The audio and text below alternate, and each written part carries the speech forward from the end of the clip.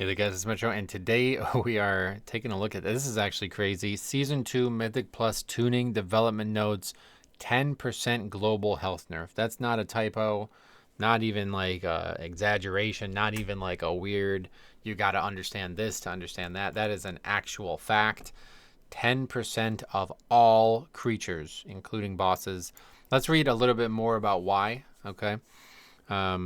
This week, a global health tuning adjustment as well as encounter-specific health tuning. Unfortunately, I won't be able to get on the PTR and make videos on that, but this is a pretty big, I think this is probably the biggest day of changes ever. And again, we just saw last week, or was that 2 weeks ago now, where they made like crazy changes to the actual, they're changing the difficulty in so many ways here, but this is even crazier than that. Not because it's going to change the way people play the game. I think that's something to understand. This likely won't change the way you play the game, where the other, changes we've reacted to will. This is just huge numerically, okay? And so there's a lot here, okay? I don't know a lot of the names, a lot of this stuff. So if anybody wants to comment on anything that they see here that's like particularly like, whoa, that's crazy, do it, because I don't know the names of some of these things. But I think Blessing of Eternal Flame is the... I think this, I don't know. I'm not going to comment on some of this shit, but I know that they're nerfing the buff that you get. That buff shouldn't exist in that dungeon. There's a buff that if you're a paladin or a priest, it does like insane. I think maybe this is it. I think this is probably the name of it, Blessing of the Eternal Flame. But it seemed like it was maybe even more bugged on the PTR. I don't know about that part. All I know is it's way too high of damage for some people, and it's going to make mandatory paladins or priests. That's not good design. So I guess that's what they're changing there. Some of this other stuff, like, it looks like they're redesigning some of the trash areas. Replaced a devout priest with a risen footman. Replaced a risen mage with a risen footman. What that might sound like it's doing on paper is less interrupts, I assume. I assume that's like the net change there. It's just going to be less interrupts in those pulls in the final area. And then updated the visual effects of Baron Braunpike's sacrificial pyre, which was probably a really big deal because it's kind of hard to tell exactly how many times you have to soak that. That's a mechanic that you're meant to soak. And I think it's probably going to be, I don't know how it's changed, but I think that was a big issue. Now, on top of the 10% buff, the first boss also has health nerfed even further. So I don't know exactly how that's, stacks on top of each other, but that boss is going to be way shorter now, which is kind of weird. A lot of these changes sound like they're doing one thing, and I think kind of the real end point of this you're going to see in a second here. But yeah, Meadery have its like trash changed again, hired muscles in the tasting room. That's like a really big deal. That was something we talked about a couple videos ago, actually, about how difficult surviving the hired muscles are. And then the honey marinade now grows into its full size over 4 seconds. Ravenous Cinderbee health reduced. This is an ad fight, basically. And this was a huge, huge problem on the PTR when I tested it. So, like, yeah, these are really good changes. They're giving you a lot more leniency, I think is the big thing on a lot of these. Maybe the biggest change, where does it say it? Faxi brought it up. It's somewhere. The minecart, yeah. Minecart event. Increase the total number of candles available during the minecart from 8 to 17. And minecart base speed increased by 15%. Those are crazy changes. I mean, that was probably the thing I was the most concerned with coming into this season. And, like, they already made it not a concern, in my opinion. Like, it was already very, very good. And I don't think anybody would have expected to get even crazier changes. So now... like, what does that look like? Does that even exist? I don't know. Like, it's got to be very, very easy now. What about the last boss? This boss is probably going to be the hardest boss in the season. Candle's light radius increased by 20%. That's huge.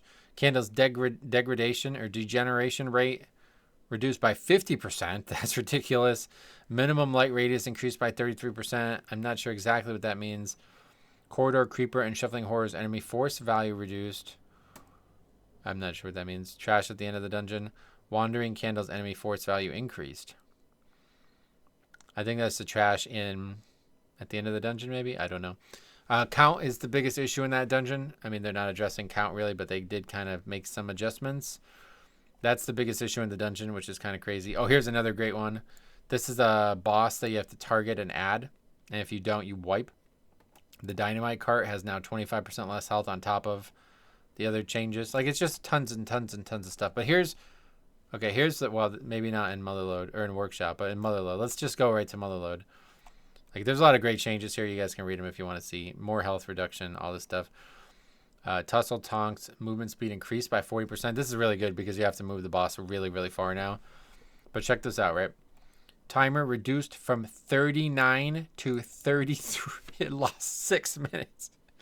6 minutes. Okay, now let's go back to the top because it says, as well as encounter-specific health, blah, blah, blah. We are reviewing the duration of timers in legacy dungeons to account for updates made to the total runtime of dungeons and to align those timers with the rest of the dungeon pool. So basically those 3 dungeons were outliers, although Workshop, obviously not, because they didn't change Workshop at all, it seems. But yeah, Motherload was ridiculous. I actually ran it last time we were on the PTR with Automatic Jack, and we had like 18 or 20 deaths or something like that, and we upgraded it, which is pretty crazy. So yeah, that was a huge, huge outlier. It's probably still going to be quite lenient. The dungeon hasn't received many changes, but the changes they have made are substantial. Mind Lash now targets a single player instead of multiple random players. That's going to make that mob a lot easier. Flux Flame, that's one of the bosses. Propellant Blast 3 times. That's the boss where you have to clear the Azurite on the ground, so you're not going to get, you know, I guess even more cleared. I don't know why you would need 3, to be honest. I think that's kind of maybe just helps low keys, because if people make a mistake with one of them, you'll be all right. Crawler Mines no longer explode. I guess that also slows down the pace of the fight substantially, though, because that's like not a mechanic, right? It just helps you clear another mechanic. So that's interesting. It takes a while. That's like 5 or 6 seconds of that. So that's really going to slow down the pace of the fight. Anyway, Crawler Mines no longer explode when defeated or when players other than their fixate target move within range. And they have more health, although I don't know why that's a good thing. But yeah, no, that's crazy. Another crazy change. The end of the dungeon was known for just skipping it. It's probably still going to be skipped, to be fair. But you're not going to have, if you fight it, you're not going to have these like random people getting one-shot by these bombs. It was actually a good thing for me as a Blood Death Knight, because I can just AMS them and soak them for people. Yeah, but now you can just constantly grip them and slow them. And then the final boss, Homing Missile Target, will now be notified when the spell is casting. I don't know exactly if that's a big deal or not. And then we have Theatre of Pain. Timer reduced another 3 minutes.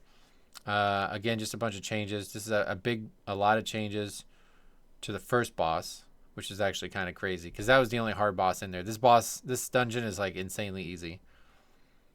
This is the easiest dungeon by a lot in my testing. Kulturok adjusted ability pacing. Hopefully going to change the balls, because that shit is awful, awful, awful. And then Death Spiral movement has been reduced. That's the balls, I think. And then Floodgate, just some more changes. But anyway, so I want to talk a little bit about, first also, before we do that, let's take a look at, there's a tank changes too, I guess. Like, yeah, Blood Death Knight, all ability damage increased by 20%. We have noticed damage dealt by tanks has not been keeping pace with damage dealers. We are adjusting damage of all tank specs to bring them into a closer alignment with DPS specs. Does that, yeah, it's the same, 20 for every, I guess. So theoretically that should, well, actually Brewmaster only got 15. Paladin got 15 as well. Oh, so Blood got even more when everybody was saying Blood was already at the top. I don't know why. I'm not going to be playing Sandlane one way or the other, but yeah, maybe that's a Sandlane thing.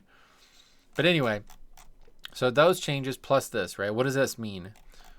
Okay, it means keys are going to be way faster than they've ever been before. And I think that's Blizzard's goal here. I don't think this is really a nerf. I think what this is they're trying to make keys faster. And I think that's good for everybody in a few ways. One, it's going to make progression quicker. Like one way or the other, you're going to be able to do more keys per year, basically, however you want to look at it. But I think their real goal was to keep the timers as low as they can as well. So the fact that it was ever 39 in Motherload, like I don't know what it was in BFA, but I don't like, you know, I think that's changed from BFA is my point. So if they chose 39 at one point and it was way off, that's one thing. But the fact that they chose 38 for theater and now it's down to 35 it tells you that these dungeons were just longer. Like, and I think this is a big issue and why the other side may never come back. Because there's some dungeons like, and they did this with Halls of Valor. Halls of Valor was a 42-minute dungeon in Legion, and then it turned into a 35-minute dungeon, I believe. So it's like they're trying to make the longer dungeons shorter, and I don't like that personally. I like it the longer dungeon, but I get why they would want to do it, because when you're looking at success rates versus failure rates, and these keys are long. If you have like a 50% disband rate, you may never realize that there's 30 plus more minutes of this dungeon. You know what I mean? Like, it makes learning the dungeon a lot harder. So this theoretically should make it easier for people to, I guess, just finish the dungeon. I don't know. I think this is what their goal is, though. And then the tank changes on top of that are going to make that even better. So, yeah, I really do think, like, now that we have seen where it looks like we're ending, I assume this is going to be the last change. But maybe not. Maybe still next week. I think this is going to be a very easy season. It just depends on how you quantify it. Like, we made a whole video on this 2 weeks ago about whether or not the changes they made would make dungeons easier. And I think I stand by what I said in that video. Like, people are bad at the game. Like, they're not. The dungeons would have to have no mechanics whatsoever for it to be easier for a lot of people. But on top of that, like, I do think a lot of people are very much narrow-minded. They, like, I had somebody in the stream today say, like, I only got Keystone Hero and then I quit. Like, all I cared about was loot. Like, you hear these comments all the time. I'm a staunch believer that, like, the progression system is inevitable. Like, you have to care about it, the timers as well. But there are a lot of people who don't. And, reality is that those people are now going to have an easier time. Like, a 10 with all of these changes on top. Like, it's just stacking more and more and more and more nerfs to these dungeons now. There's no way they're not going to be easier than they have been. So I guess congrats. Like, if you're somebody who's struggling with low keys now, then you're going to struggle less. I just worry about that because I do think that it encourages people to not get better at the game and to just think it's all right, I'll just wait until it gets nerfed, which is what a lot of people seem to have done in season 1. But anyway, yeah, I definitely think we're going to have far faster dungeons, and we are going to have a easier landscape. I really think this dungeon pool is easier as well. Like, I don't think there's any actual dungeon that I'm really scared of. Whereas going into season 1, I was very scared of a few dungeons. So, I don't know. Let me know what you guys think about all these changes. The fact that they're just cleaving off 10% health from every single enemy, including bosses. It's crazy. I mean, it's really, really crazy. I don't think they've ever done that. So let me know what you guys think about this, especially if you maybe got on the PTR and have any thoughts on that. But stay tuned. We got a lot of videos coming. This would be the last, there might be some other videos like this, but I'm going to be just pumping out these reviews that we've gotten. I have 111 emails as of today that I'm going to try to get through all of them. Not going to make 111 videos, but I want to try to get through all of them because you guys deserve that. So thank you guys all who submitted, by the way. But anyway, stay tuned. There's going to be a lot of videos coming.